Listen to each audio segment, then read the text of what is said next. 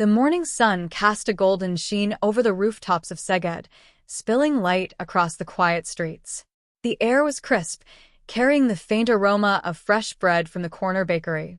Bence Kovacs buttoned his coat as he stepped outside his modest flat. His bicycle leaned against the wall, and beyond it, the distant spire of the votive church pierced the pale blue sky. He pedaled towards the factory, the familiar clinking of gears in rhythm with his thoughts. It was a routine he had kept for nearly a decade, yet today there was an unease he could not explain. The Pabrik Mainan, or toy factory as the locals simply called it, sat on the edge of town near the slow-moving waters of the Tisza River. It was the heartbeat of the community, employing families for generations. Inside the gates, the air was thick with the smell of paint and varnish. Workers moved briskly between stations, assembling dolls, model trains, and wooden puzzles.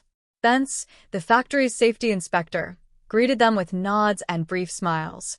His job was to ensure that every corner of the production line met regulations, a task he carried out with quiet precision. He had just begun his rounds when he noticed a pale, powdery residue on the floor near one of the storage rooms.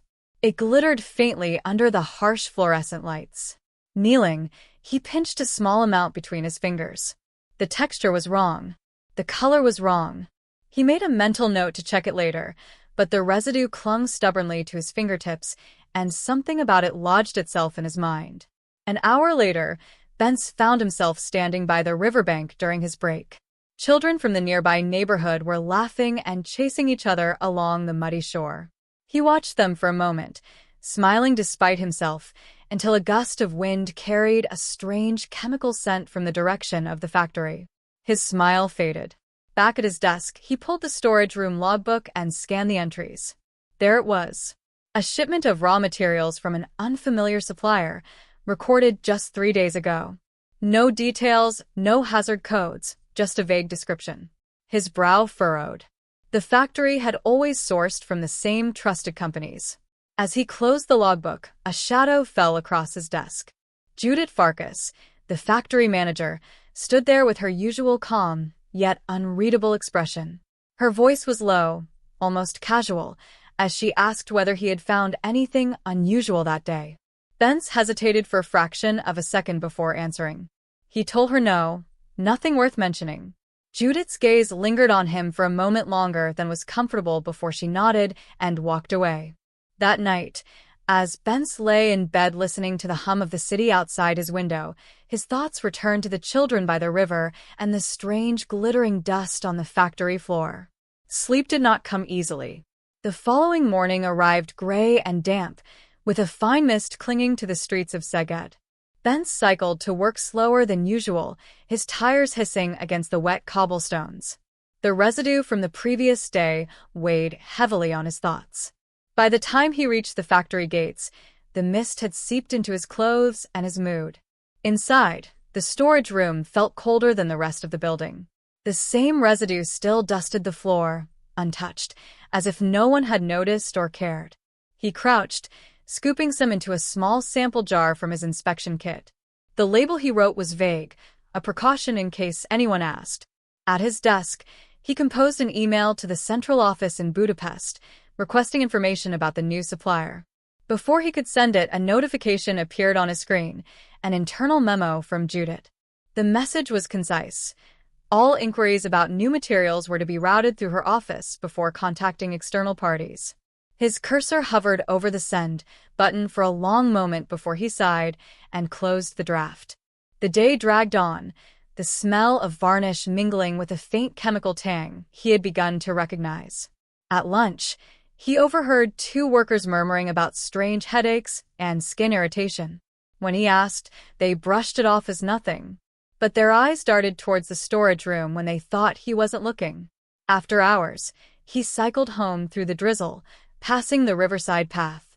The children were there again, their boots kicking up splashes of muddy water. His eyes followed the current downstream, where the factory's drainage pipe disappeared beneath the surface. The mist thickened, swallowing the view. By midweek, the river had taken on a slightly cloudy appearance.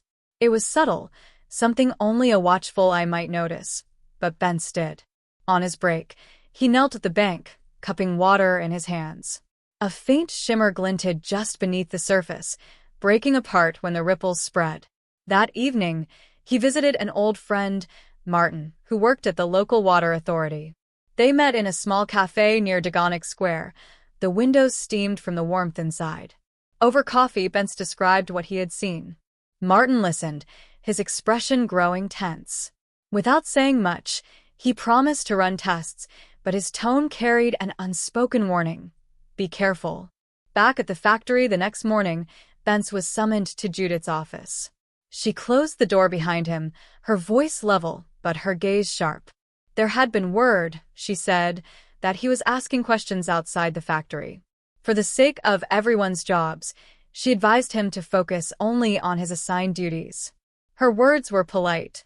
Her meaning was not. Bence left her office with a knot in his stomach. The factory floor buzzed with the usual noise of machinery, but the atmosphere felt heavier, as though the air itself was aware of the conversation. At his desk, the jar containing the residue sat hidden in a drawer. He glanced at it, then at the closed office door across the floor. That night, the results came through from Martin. The message was short. High levels of solvent. Possible contamination. We'll explain in person. Bence stared at the words until they blurred, his mind racing. The next day began with a surprise inspection, but not from any official agency. Instead, 2 men in plain clothes arrived, claiming to be auditors from the parent company. Judith escorted them around the premises, her heels clicking on the factory floor. Bence noticed their eyes linger on the storage room, yet they never stepped inside. At midday, Martin called, his voice tight. They had detected dangerous concentrations of chemicals in the water, matching the type often used in industrial paint. He urged Bence to keep his distance and leave the matter to the authorities. But Bence knew the authorities would take weeks, perhaps months, to act. In the meantime, the children by the river would keep playing. When he returned to his desk, the jar containing the residue was gone. His drawer sat slightly ajar. He scanned the room, but no one met his gaze. That evening, as the sun dipped behind the rooftops, Bence noticed a car parked across from his flat. Its headlights were off, but he could see the faint outline of someone inside. When he looked again, the car was gone. Bence decided he needed allies. He reached out to Esther, a journalist he had once met at a town council meeting. They met discreetly at a bookshop near the cathedral. Her manner was calm, but her eyes were sharp as she listened to his account. She agreed to help, but only if he could provide proof strong enough to withstand legal pushback. Together, they devised a plan. She would arrange for independent lab tests, while he gathered evidence from inside the factory. The risk was obvious, yet the thought of inaction gnawed at him. That night, Bence slipped into the factory after hours using his inspector's key. The storage room smelled stronger now, a heavy, acrid scent that caught in his throat. He filled 2 small sample jars and photographed the shipment labels. Every sound seemed amplified, the creak of the floorboards, the faint hum of the lights, but he managed to leave without being seen. Over the next few days, rumors began to ripple through the workforce. Some spoke of reduced orders, others of possible layoffs. Judith's presence on the floor was more frequent, her eyes scanning the workers with quiet authority. Bence noticed subtle changes in his routine, his email access restricted, his inspection routes altered. It was as though invisible hands were guiding him away from certain areas. At lunch, he found a folded note in his locker. 3 words were scrawled inside. You are watched. Esther called to confirm the samples showed dangerously high toxicity. The substance was banned in children's products, and its presence in the river posed a serious health risk. Her voice carried both urgency and fear. She had received anonymous calls warning her to drop the story. One morning, the factory gates were manned by security guards unfamiliar to the staff.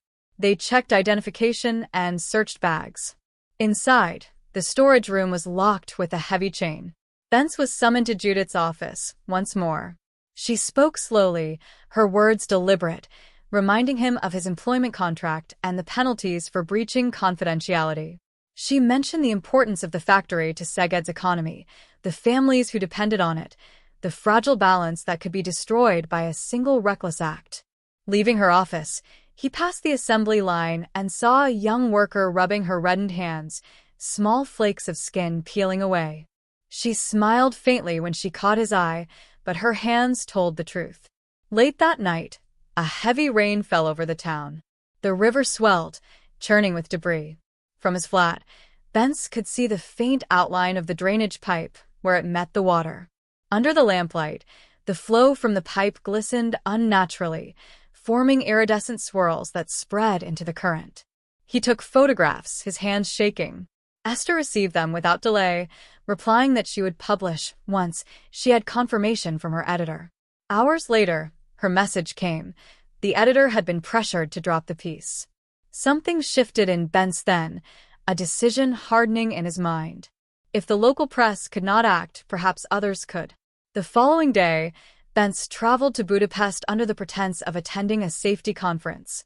With him, hidden in the lining of his coat, were the photographs, the lab reports, and a detailed log of his findings.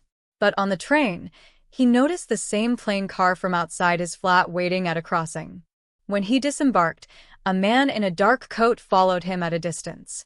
The streets of Budapest bustled with late afternoon traffic, yet the presence shadowing him felt tangible.